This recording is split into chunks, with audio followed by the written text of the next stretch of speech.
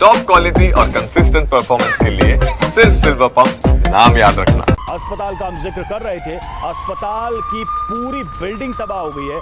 थोड़ी देर पहले ईरान ने हमला किया था जिसमें ये हॉस्पिटल टारगेट हुआ और क्षतिग्रस्त हुआ है, तो भारी नुकसान हुआ है इस हॉस्पिटल को। जो जानकारी सामने आ रही है, सोरोका हॉस्पिटल जिस पर ये मिसाइल गिरी है और अस्पताल की बिल्डिंग इस हमले में तबाह हो गई। ये देखिए तस्वीरों में देखकर अंदाजा लगा सकते हैं कि हमले में कितना जबरदस्त नुकसान पहुंचा है सोरोका हॉस्पिटल को, जिसको टारगेट किया गया इस हमले में। ईरान के द्वारा मिसाइल अटैक में यह हॉस्पिटल पूरी तरह से क्षतिग्रस्त नजर आ रहा है। आप हॉस्पिटल के अंदर की तस्वीरें भी देख पा रहे हैं, क्या हालात हैं इस वक्त इस अस्पताल के। सोरोका हॉस्पिटल बताया जा रहा है जिस पर यह मिसाइल हमला हुआ है।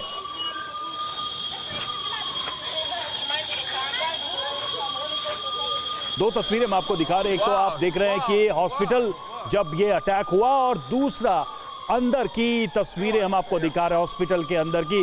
कैप्टन श्याम, बात कुल मिलाकर ये है कि ईरान क्या अपने मैक्सिमम फायर पावर का यूज कर डालेगा? क्या ईरान भी एक लेवल पे जाके एग्जॉस्ट हो जाएगा, जिसका इंतजार अमेरिका कर रहा है शायद कि जब वो ऑपरेशन करे तो ईरान शायद उस तरह से रेसिस्ट ना कर पाए, क्योंकि कंटिन्यूटी बहुत है ईरान की तरफ से अपने मिसाइलों की, और मिसाइल ही एकमात्र उसके पास हथियार है जो इजराइल तक पहुंच सकते हैं।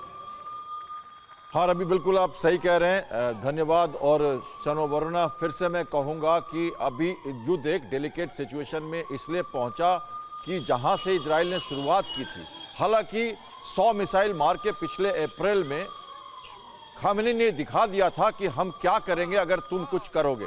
उस समय युगों की बात थी, युगों सेटिस्फाई करके रोक दिया था हमने, क्योंकि उस समय सही नहीं था। और आकलन करके इजराइल ने शुरू जरूर किया है लीडरशिप को, मिलिट्री लीडरशिप को और एटॉमिक वेपन साइंटिस्ट को खत्म करना और खामेनी को के पीछे भी पड़ जाना, कमांड कंट्रोल सेंटर को ध्वस्त करना, मिसाइल कैपेबिलिटी को और न्यूक्लियर इन्रिचमेंट प्लांट को ध्वस्त करना, करेना 1/3 से ज्यादा मिसाइल खेमों को ध्वस्त करना।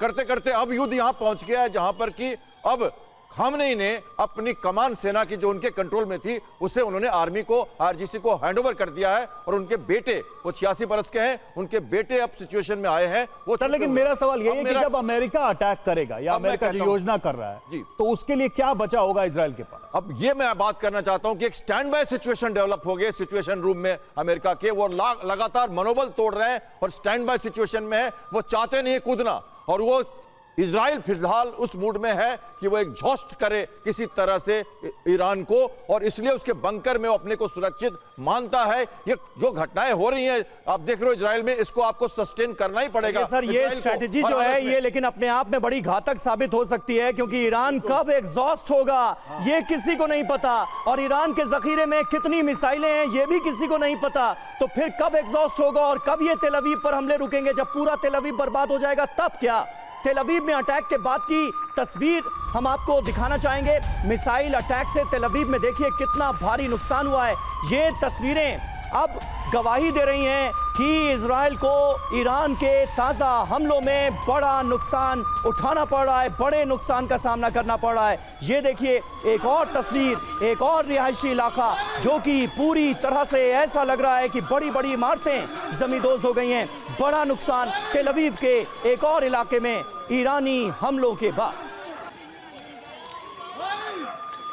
और देखिए तेल अवीव के अलावा कई जगह पर हमला हुआ है। कौन कौन सी वो जगह है वो भी हम आपको बता रहे हैं। रमत गान, हेलोन में ईरान का हमला हुआ है, और उसके अलावा गुशदान, पेटा, तिकवा में भी अटैक की खबरें सामने आ रही हैं। तो सिर्फ तेल अवीव ही नहीं, कई दूसरे इलाके हैं आसपास के जहां पर ईरान की मिसाइलें गिर रही हैं और तबाही मचा रही हैं। जो तस्वीरों में दिख रहा है वो ताज़ा हमले, यानी कि आप साफ देख सकते हैं, जो हम कह भी रहे हैं कि ये दिन के अटैक है, क्योंकि ये साफ रोशनी में ये हमले आपको दिखाई दे रहे हैं।